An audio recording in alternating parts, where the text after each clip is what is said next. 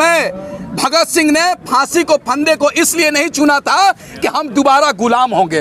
हमारे अंग्रेज तो चले गए, लेकिन जो ये काले अंग्रेज बैठे हुए हैं हमको गुलाम बनाना चाहते हैं। आप बताइए ना, लगभग 4 महीने से किसान, अन्नदाता, भगवान खुली आसमान के नीचे बैठा हुआ है, लेकिन सरकार सुनने को तैयार नहीं है। एक बात सुन लीजिए, नशा किसी का भी हो, नशा उतरता है, अहंकार घमंड कैसा भी हो टूटता है। ये सरकार का अहंकार और घमंड टूटेगा और हमें उम्मीद है जब 5 राज्यों में चुनाव हारेगी भारतीय जनता पार्टी, तब जाकर किसानों के बीच आएगी और किसानों की मांग पूरी करेगी। आप देखते रह जाइए, बंगाल में उत्तर प्रदेश का सीएम जाकर बोल रहे हैं कि बंगाल के महिलाओं को मैं सुरक्षा दूंगा, महिला बंगाल के लोगों को मैं रक्षा करूंगा। जिसके राज्य में महिलाएं और माँ बहनें सेफ नहीं है, वो लंबी लंबी बातें कर रहा है, लंबी लंबी बातें कर रहा है। ये लोग जुमलेबाज लोग हैं, ये लोग धोखेबाज लोग हैं जो देश के आम नागरिक को जुमला पे दे रहे हैं, धोखा देने का काम कर रहे हैं। आज देश में बेरोजगारी का आलम है, लेकिन वही बीजेपी जाकर बंगाल में कहती है कि केजी से लेकर पीजी तक महिलाओं को फ्री में हम शिक्षा देंगे। एक बात बताइए हमको, जो ये सरकार कहती थी बहुत हुआ युवाओं पर अत्याचार, अब की बार मोदी सरकार हर साल 2 करोड़ युवाओं को रोजगार देंगे। क्या जो जिन बच्चों को हर साल 2 करोड़ रोजगार दिए थे वो क्या रिटायर हो गए? क्या जो बिहार विधानसभा के चुनाव में 19 लाख युवाओं को रोजगार देने के वादा किए थे, क्या वो लोग रिटायर कर गए? क्या देखिए, ये लोग जुमलेबाज हैं, केवल देश की आम जनता को बेवकूफ़ बनाना चाहते हैं। हमको तो एक बात का शक है कि हमारा प्रधानमंत्री चाय नहीं बेचते थे, चाय नहीं बेचते थे, जलेबी बेचते थे, क्योंकि जिस तरीके से ये गोल गोल देश की जनता को घुमा रहे हैं, लग रहा है जलेबी बेचते थे, चाय नहीं बेचते थे। देश की जनता समझ चुकी है बेवकूफ़ बनने वाली नहीं है, बल्कि ये सरकार को उखाड़ फेंकने की ज़रूरत है। एक समय बताइए ना, 2014 से पहले स्मृति ईरानी सड़कों पर बैठा करती थी, 1 रुपये 8 आना डीजल पेट्रोल के दाम बढ़ जाते थे तो बोलती थी हाय हाय महंगाई, हाय महंगाई। इनके लिए महंगाई डायन हुआ करती थी, लेकिन आज ये इनके लिए महंगाई डार्लिंग बन चुकी है और इनके महंगाई आज देश हित में हो चुका है। एक यही कंगना रनावत, आज अभी आपने स्मृति ईरानी की बात की, स्मृति ईरानी का आज जन्मदिन भी है। हाँ। और प्रधानमंत्री ने उनको बधाई दी है, उनके कामों की तारीफ की। अरे भाई, तो उनके बगल में आवाज से सीढ़ी लगाए, उनके कोठी में घुसकर जाकर जन्मदिन दे दे। हमको क्यों देंगे भाई, हम क्यों देंगे? मोदी जी के बगल में उनका आवास है, आपको नहीं पता है? मोदी जी सीढ़ी लगाए, उनके आवास में घुस जाए, जन्मदिन देकर आए। अरे ये लोग गोलगप्पे खाने में व्यस्त हो गए हैं। और एक नारा आपने नहीं सुना, एक गाना आया था, मशहूर गाना, अब तो हमसे नजरें चुराने लगे हो। ये कंगना रनावत, क्या स्मृति ईरानी ने कहा मोदी जी से कि हमसे नजरें तुम चुराने लगे हो, लगता है कंगना रनावत के गली जाने लगे हो।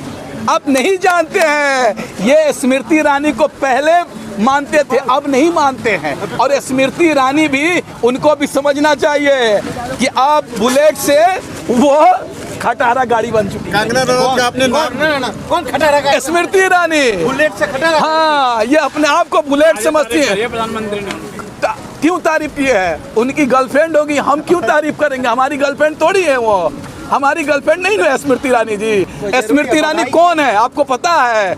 स्मृति ईरानी का सीरियल आया करता था, एक्टिंग करती थी, हम भी देखते थे, क्योंकि सास भी कभी बहू हुआ करती थी, बहुत अच्छा एक्टिंग करती थी। वही एक्टिंग अब जाकर बंगाल में कर रही है, बंगाल के लोगों को कह रही है जय श्री राम, जय श्री राम।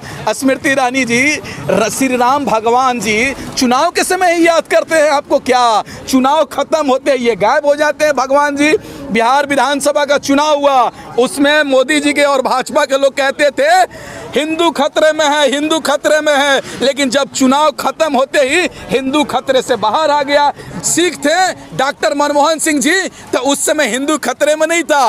देश का राष्ट्रपति डॉक्टर APJ अब्दुल कलाम मुसलमान थे, उस समय हिंदू खतरे में नहीं था। लेकिन देश का प्रधानमंत्री, गृह मंत्री, विदेश मंत्री, रेल मंत्री, कपड़ा मंत्री, उद्योग मंत्री तमाम हिंदू हैं, फिर भी हिंदू खतरे में है। ये लोग देश को बेवकूफ़ बनाना चाहते हैं। देश की जनता समझ चुकी है, अब इनको फुखाड़ फेंकने का काम करेगी।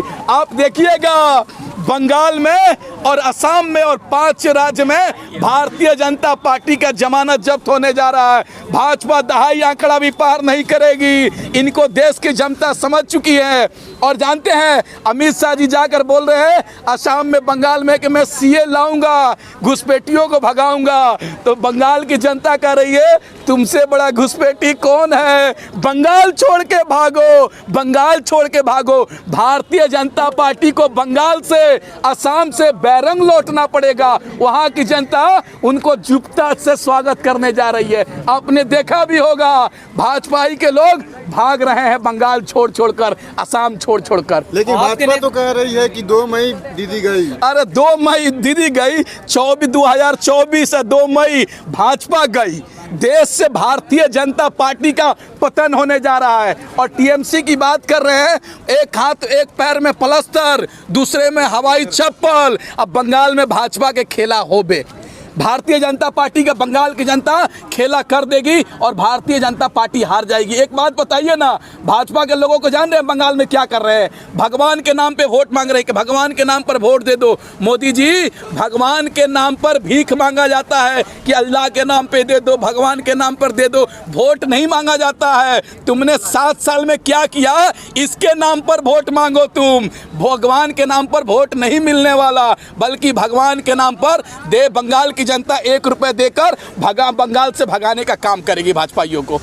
अमित शाह जी कह रहे हैं हमें कोई रोक नहीं रहा है, हम एब्सोल्यूट मेजॉरिटी से आ रहे हैं। अरे अमित शाह जी की बात मत कीजिए भाई, अमित शाह जी ताड़ी पा रहे हैं, जेल से आए हुए हैं, वो कुछ भी कह सकते हैं। वो तो कह रहे हैं 50 साल हम शासन करेंगे भारत में। हमको लग रहा 50 साल जिंदा रहेंगे कि नहीं रहेंगे पता नहीं चल रहा। इन लोग का जुमले हैं, ये लोग कुछ भी कह देंगे, इनकी बात को छोड़ दीजिए आप लोग। ये लोग बात पे विश्वास के लायक नहीं है। 3 चीजों पे कभी विश्वास मत कीजिएगा, भारतीय जनता पार्टी के नेता के जुबान पर, पतंजलि के सम्मान पर, अंधभक्तों के ज्ञान पर। ये लोग कुछ भी बोल सकते हैं। अंधभक्त को जानते हैं समझाना बहुत मुश्किल होता है। हाथी के बच्चे को गोद में नहीं खिला सकते हैं, चींटी को लिपस्टिक नहीं लगा सकते हैं, और अंधभक्त को समझा नहीं सकते हैं। लेकिन वो तो कह रहे हैं कि इस बार जो है ममता दीदी लात मारे, विकास को लात मारे या मुझे मारे, लेकिन हम विकास करके यहाँ से। एक बात बताइए ना, क्या बंगाल इस देश का हिस्सा है कि नहीं है? क्या बंगाल के आम नागरिकों का, असम के आम नागरिकों का, 5 राज्यों के आम नागरिकों का क्या देश का प्रधानमंत्री मोदी जी है कि नहीं है? एक बात और पूछना चाहता हूं मैं योगी जी से और अमित शाह जी से, मोदी जी से, क्या जहां भारतीय जनता पार्टी का सरकार है उस राज्य को आप चमका दिए हैं? क्या यूपी को चमका दिए हैं, मध्य प्रदेश को चमका दिए हैं, बिहार को चमका दिए हैं? नहीं, बल्कि इन लोगों जहां भारतीय जनता पार्टी का शासन है वहां पर देश, वहां के राज्य की जनता परेशान है, त्राही मची हुई है। जहां भी चुनाव होगा वहां भाजपा हारेगी। आप देखते रहिए ना। योगी जी तो कह रहे हैं कि 4 साल बेमिसाल, 4 साल बेमिसाल, 4 साल यूपी बर्बाद।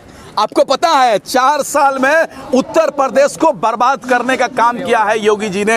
आपने देखा होगा जब देश की महिलाएं एनआरसी का आंदोलन करती थी उत्तर प्रदेश में, तो ये गोली चलाने का काम करते थे, उनकी बैनरें लगाने का काम करते थे। जब किसान आंदोलन करने के लिए आता था तो उत्तर प्रदेश में उनको नोटिस भेजा जाता था।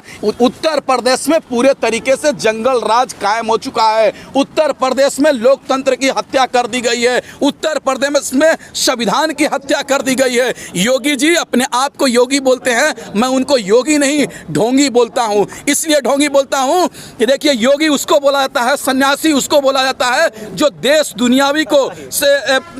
और दुनियावी चीजों को भूलकर जंगल में जाता है। लेकिन योगी जी उत्तराखंड से जंगल छोड़कर लखनऊ में मखमली सड़कों पर आ चुके हैं। लेकिन एक बात बताइए, पूरे दिल्ली में जिस तरीके से 4 साल बेमिसाल के पोस्टर लगे हैं उसमें लिखा है कि 11 नए एयरपोर्ट, 40 हॉस्पिटल, जो 30 नए मेडिकल कॉलेज, ये कम है क्या? क्या उसमें इलाज शुरू है क्या? सुनिए ना, उस एयरपोर्ट पे क्या एरोप्लेन उतर रहा है क्या? ये यूपी में काम करते हैं तो दिल्ली में क्यों लगता है? इसलिए लगता है वो प्रचार कर रहे हैं। वो कह तो दिए ये लोग प्रचार जीवी हैं, आंदोलन जीवी हैं, सलवार जीवी हैं। ये लोग प्रचार पे खर्च करते हैं, एडवर्टाइजमेंट पे खर्च करते हैं, काम पे खर्च नहीं करते हैं। योगी जी की बात मत कीजिए। योगी जी उत्तर प्रदेश का नाम बदलकर लंदन रख देंगे, कहेंगे लंदन जैसा विकास हो गया। एक बात और सुन लीजिए, जो नोएडा में में उत्तर प्रदेश में फिल्म सिटी बन रहा है, उस फिल्म सिटी का नाम रहेगा आदित्यनाथ योगी दूरसंचार विभाग। आप देख लीजिएगा, जैसे नरेंद्र मोदी जितनी हिसाब से फेंकते हैं बॉलिंग, उसमें उसी हिसाब से नरेंद्र मोदी स्टेडियम नाम रखने का काम नहीं, नरेंद्र मोदी स्टेडियम रखे कि नहीं रखे अपने नाम से, योगी जी भी अपने नाम से फिल्म सिटी को रख देंगे।